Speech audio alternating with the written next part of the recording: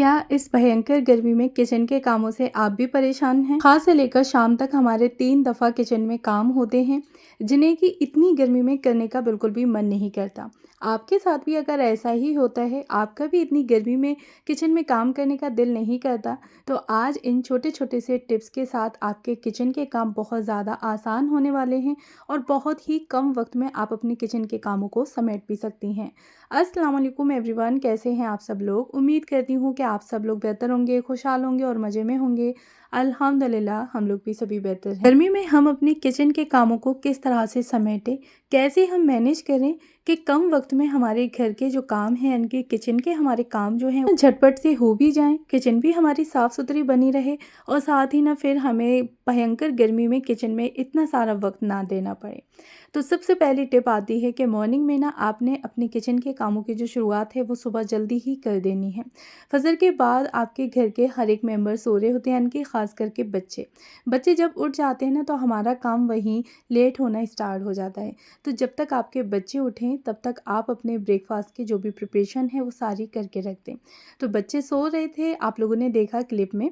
तो बच्चों के सोने से यानी कि उठने से पहले ना मैं जो ब्रेकफास्ट की तैयारी है वो लगभग आधे से ज़्यादा करके रख दूँगी। हैबिट आती है कि आपने ये पता होना चाहिए कि आज आप कुकिंग में करने वाले क्या हैं।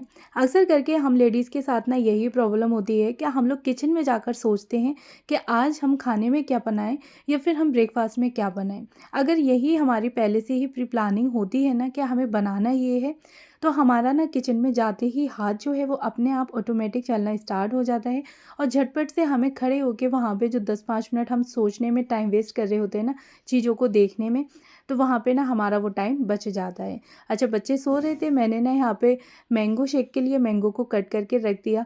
साथ ही ना फिर मैं यहाँ बनाने वाली थी दाल का डोसा, तो मैंने दाल को उठते साथ ही भिगो दिया था, तो लगभग आधे से पौन घंटा दाल अच्छे से भीग गई थी। यहाँ ना मैं एक टिप और देना चाहूँगी कि अगर कोई भी सब्ज़ी वगैरह या दाल आप लोग वॉश कर रहे हैं तो उस पानी को आप लोग ऐसे ही ना फेंकें, बल्कि आपके पास कोई भी ग्रीन लाइव प्लांट है ना तो आप उनमें इस पानी को लगा सकते हैं। ना प्लांट्स और जल्दी बढ़ते हैं, उनकी ग्रोथ काफ़ी अच्छी होती है। तो कोई भी दाल वगैरह चावल या फिर सब्जी में वॉश करती हूँ ना तो उसके पानी को मैं प्लांट्स में लगा देती हूँ, ऐसे ही नहीं फेंकती। अच्छा, दाल के डोसा बनाने के लिए आपने क्या करना है कि दालों को भिगो देना है। मैंने यहाँ पे थोड़ी सी मूंग की दाल, मसूर की दाल और अरहर की तीनों दालों को ले लिया था। आप लोग चाहें तो 1 या 2 दाल भी ले सकते हैं। आधे से पौन घंटा या 1 घंटा आपने इसको भिगो के रखना है और उसके बाद अच्छे तरीके से वॉश करके आप इसमें 2 से 3 हरी मिर्ची, थोड़ा सा अदरक का टुकड़ा और नमक, ये चीज़ें डाल के आप अच्छे से उसको ग्राइंड कर लें, एकदम से उसका फाइन पेस्ट बना लें। अच्छा, साथ ही ना उसमें थोड़ा सा आपने बेकिंग सोडा भी ऐड कर देना है। इस टाइम तक ना लगभग बच्चे उठ चुके थे और जो भी काम था मेरा किचन का आधे से ज़्यादा मैं अपना कर चुकी थी। हम लोग बच्चों के उठने से पहले अपने ब्रेकफास्ट की और लंच की तैयारी कर लेते हैं ना तो वहाँ पे हमारे काम काफ़ी हद तक कम हो जाते हैं, हमें हड़बड़ा के काम नहीं करना पड़ता। बेड मेकिंग जो थी वो भी मैंने कर दी थी, यानी कि जो चीज़ें बिखरी हुई पड़ी थी हाथ के हाथ में उनको भी रखती जा रही थी और किचन के कामों को भी समेटती जा रही थी। तो यहाँ पे ब्रेकफास्ट की मैंने पूरी तैयारी कर ली। अच्छा, ब्रेकफास्ट के साथ साथ आप लोग लंच का भी जो तैयारी है ना वो भी आप लोग हाथ के हाथ करते चलें, तो इससे ना हमारे काम जो हैं वो काफ़ी हद तक कम हो जाते हैं। हम लोग किचन में तो काम कर ही रहे हैं, तो क्यों ना हम एक साथ ही 2 से 3 कामों को समेटते चलें। अच्छा, यहाँ ना मैंने चाय बनने के लिए रख दी और चाय के साथ साथ जो भी मेरे जार्स वगैरह यूज़ हुए थे ना तो उनको मैंने हाथ के हाथ साफ़ कर दिया, सेल्फ को भी अच्छे से क्लीन कर दिया, उसके बाद रख दिए।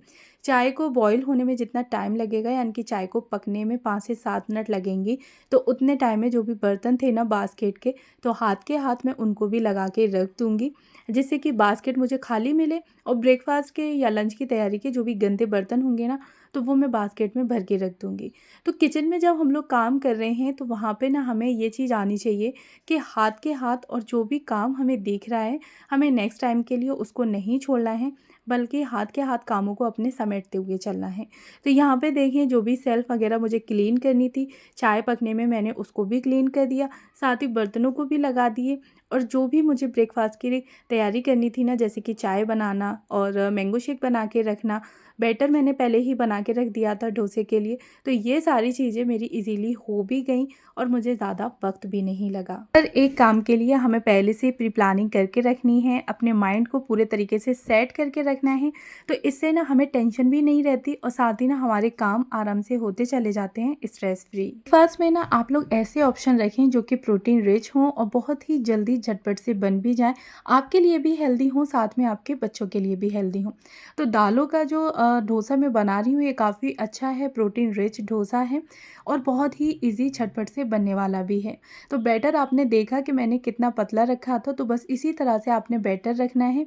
नमक और खाना सोडा इसमें ऐड कर देना है। डोसे तवे पे डाल के आप इसको अच्छे तरीके से स्प्रेड कर दें, लो फ्लेम पे इसको पकने दें और जब ये पक जाए तो थोड़ा सा आप इसके ऊपर घी लगा दें और जो भी चटनी आप इस पे डालना चाहते हैं, अगर बच्चे आपका तीखा खा लेते हैं तो कोई भी आम की खट्टी मीठी चटनी आप इसमें ऐड कर सकते हैं या फिर नॉर्मली कोई भी सॉस वगैरह भी ऐड कर सकते हैं। तो मैंने ना यहाँ पे खट्टी पुदीने की चटनी ऐड कर दी, ऊपर से पनीर ग्रेट कर दिया।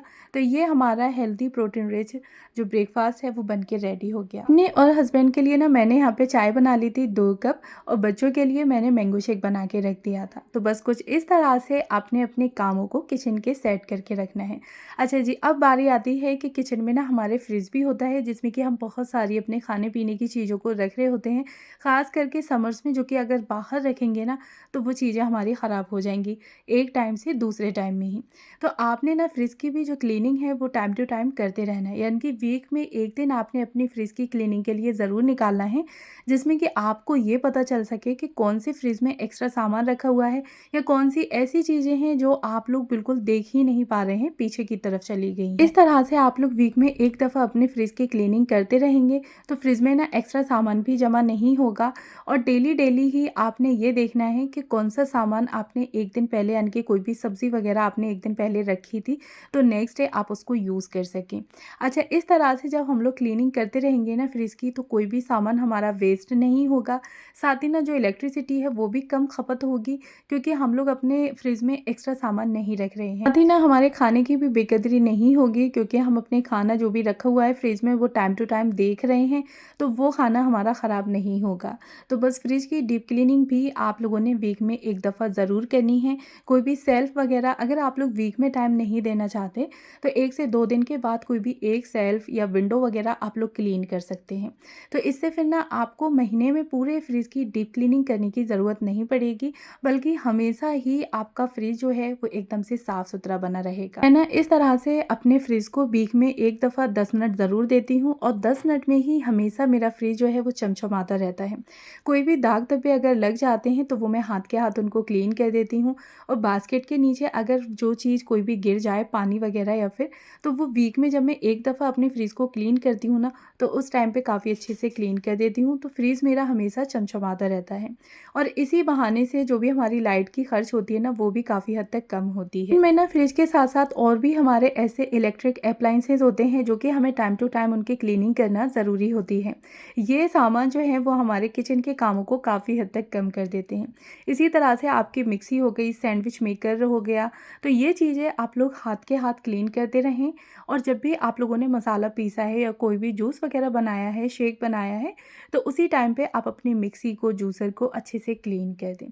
तो ये चीज़ें लंबे टाइम तक चलती रहेंगी, इनकी सेल्फ लाइफ भी बड़ी रहेगी, प्लस ये चीज़ें हमारे काम को काफ़ी हद तक कम करती हैं, तो इनकी देखभाल करना ज़रूरी हो जाता है। काम ना आपने उस टाइम देखने हैं जिस टाइम पे आप एक्टिव मोड में हो और साथ ही ना जिस टाइम पे मौसम थोड़ा ठंडा हो, यानी कि फ्रिज की क्लीनिंग हो गई, कोई भी आप लोगों ने जैसे कि मिक्सी जार वगैरह को क्लीन करना है, आपने सैंडविच मेकर क्लीन करना है, तो उस टाइम पे आप लोग इन चीज़ों को पंखे वगैरह में लेके बैठ सकते हैं, तो आपको गर्मी भी नहीं लगेगी, कि जो काम हैं वो भी आसानी से होने वाले हैं। अच्छा जी, उसके बाद बारी आती है सब्ज़ी। मार्केट से सब्ज़ी आने के बाद ना हम लोग ऐसे ही थैली में 1 से 2 दिन पड़े रहने देते हैं। अब इतनी गर्मी पड़ रही है, सब्ज़ी भी बहुत जल्दी ख़राब हो जाती है, साथ ही ना फिर जब हम कुकिंग करने जा रहे होते हैं ना तो उस टाइम पे हमारा टाइम भी ज़्यादा लगता है कि हम थैली खोलेंगे, उसमें फिर हम चेक करेंगे कि कौन सी चीज़ है कौन सी नहीं है। हम लोग सब्जी के आते साथ ही अच्छे से उसको वॉश कर देना है, देख लेना है कि कौन कौन सी सब्जी आई है। वॉश करने वाली को अच्छे से हम वॉश करके सुखा के उसको कोई भी जार्स वगैरह में रख देंगे, या फिर जार्स नहीं है आपके पास तो नॉर्मली हम लोग बास्केट में या फिर किसी भी कॉटन के कपड़े में लपेट के अगर हम लोग फ्रिज में रख देंगे ना, तो वहाँ पे उन सब्जियों की सेल्फ लाइफ भी बढ़ जाती है और कुकिंग करते वक्त हमें आधी से ज़्यादा जो तैयारी है वो नहीं करनी पड़ती, क्योंकि सब्जी धुली हुई रखी है, निकालना है, कटिंग चॉपिंग करनी है। कोई भी सब्ज़ी अगर आई थी, जैसे कि फूल यहाँ पे आया था, तो मैंने अच्छे से इसको काट के रख दिया है। अब बस मैं इसको फ्रिज में से निकाल के वॉश करके पकने के लिए रख दूँगी। तो यहाँ पे कटिंग चॉपिंग का भी काफ़ी वक्त हमारा सेव हो जाता है। हमारा बिगड़ता नहीं है, एकदम से ऑर्गेनाइज बना रहता है। जब भी हम उसको खोलेंगे तो हमें हर एक चीज़ सेपरेट दिख रही होती है, अलग अलग। और इसी के साथ ही सब्ज़ी की जो सेल्फ लाइफ है वो भी बढ़ जाती है। बिल्कुल भी हमारी सब्ज़ी ख़राब होने का डर नहीं रहता, क्योंकि आते साथ ही हमने उन्हें वॉश करके अच्छे तरीके से सुखा के ऑर्गेनाइज करके रखा है। भी सब्ज़ी हो आप इस तरह से उसकी प्री प्लानिंग करके रख सकते हैं, तो नेक्स्ट टाइम के आपके कुकिंग करने में टाइम भी कम लगेगा और आपकी सब्जियां, फ्रिज, सारी चीज़ें ऑर्गेनाइज रहने वाली हैं। अच्छा जी, इसी के साथ साथ ना आपने ना अपना एक नाइट रूटीन ज़रूर बना के रखना है कि दिन में तो हम लोग किचन को क्लीन करते ही हैं, लेकिन रात में डिनर के बाद भी हमें अपनी किचन को अच्छे तरीके से क्लीन करना है। जैसे कि मॉर्निंग में जब हम उठ के आएँ तो हमें किचन गंदी ना मिले, मॉर्निंग में हमें किचन देखते साथ ही हमारा मन लगे और कुकिंग करने का भी दिल करे। तो बस आपने नाइट टाइम पे अपनी किचन को काफ़ी अच्छे तरीके से क्लीन कर देना है। नीचे की सरफेस को, गैस स्टोव को और जो भी आप लोग काउंटर टॉप पे एक्स्ट्रा सामान रखते हैं तो उनको उठा के अच्छे तरीके से आप लोग क्लीन कर दें। तो इससे ना चींटी, कॉकरोच, छिपकली वगैरह आने का भी डर नहीं रहेगा और आपकी किचन जो है वो एकदम से साफ़ सुथरी बनी रहेगी। अच्छा, गैस स्टोव क्लीन करने के बाद ना जो भी आप लोग टॉवल यूज़ करते हैं तो हाथ के हाथ आप उसको भी वॉश करके डाल दें, ना उसमें बिल्कुल भी कीटाणु वगैरह ना पनपे। अगर आपका अच्छे से वॉश करने का मन नहीं है, यानी कि गर्म पानी में या फिर साबुन वगैरह से वॉश करने का मन नहीं है, तो आप लोग नॉर्मल टेप वाटर से भी उसको वॉश करके रख सकते हैं। एज इट इज़ आपने गंदी रखने से तो काफ़ी बेहतर रहेगा। तो ऐसी छोटी छोटी सी टिप्स आपने फॉलो करनी है और फिर आपके किचन के जो काम हैं वो कम हो जाएंगे और किचन भी आपकी हमेशा चमचमाती हुई दिखेगी। और जब हम किचन को अपने अच्छे तरीके से क्लीन कर देते हैं, ऑर्गेनाइज कर देते हैं, तो नेक्स्ट टाइम ना हमारा कुकिंग करने का दिल जो है वो और करता है और हमारा मन भी करता है। और जब कोई भी चीज़, कोई भी एरिया साफ़ सुथरा ऑर्गेनाइज होगा ना, तो वहाँ पे हमारा काम करने का भी काफ़ी मन करता है। अच्छा, जो भी बर्तन होते हैं ना, तो मैं कोशिश करती हूँ कि हाथ के हाथ उनको वॉश करके रखती रहूँ, जिससे कि नेक्स्ट टाइम के लिए बर्तनों का ढेर ना लगे। अक्सर करके ना गर्मियों में सबसे ज़्यादा मुझे बर्तन धोना बहुत ज़्यादा मतलब मुश्किल लगता है काम। तो आपने 2, 4, 6 जितने भी बर्तन हो रहे हैं उनको तुरंत के तुरंत क्लीन कर दें, वॉश करके रख दें और साथ ही ना अपने सिंक एरिया को भी आप लोग हाथ के हाथ वॉश कर दें। तो आपका सिंक एरिया भी एकदम चमचमाता रहेगा, उस पे पानी के दाग नहीं लगेंगे और आपके बर्तन भी इकट्ठे नहीं होंगे। घर में, किचन में आपका काम जो है वो कम हो और साथ ही आपका टाइम भी कम लगे, तो उसके लिए आप अपना खाना जो है वो प्रेशर कुकर में बनाएं। प्रेशर कुकर में ना खाना बन भी जल्दी जाता है, गैस भी कम खर्च होगी और आपका टाइम भी कम लगेगा, क्योंकि आपने जो भी चीज़ बनानी है, दाल, सब्ज़ी वगैरह, तो बस प्रेशर कुकर में डाल देनी है। 2 से 3 विसिल लेनी है, 5 से 7 मिनट में 2 से 3 विसिल आ जाती हैं और आपका खाना जो है वो 10 मिनट के अंदर अंदर बन के रेडी हो जाएगा। तो यहाँ पे जो है वो गैस की भी कम खपत हो रही है और साथ ही ना आपका टाइम भी कम लग रहा है कि विसिल के साथ ही आपका खाना बन के रेडी होने वाला है। तो समर्स में अक्सर करके मैं कोशिश करती हूँ कि कोई भी अपना खाना जो बनाऊँ वो प्रेशर कुकर में बनाऊँ, जो कि बन भी जल्दी जाए और मेरा टाइम भी कम लगे। कैसा लगा मेरा आज का ब्लॉग मुझे कमेंट बॉक्स में बताइएगा ज़रूर, और अगर फर्स्ट टाइम है मेरे चैनल पर तो प्लीज़ मेरे चैनल को ज़रूर सब्सक्राइब करें, साथ में बेल आइकन को भी ऑन कर लें और हाँ, मुझे कमेंट बॉक्स में बताना ना भूलें कि मेरा आज का वीडियो आप लोग को कैसा लगा। मिलती हूँ नेक्स्ट वीडियो।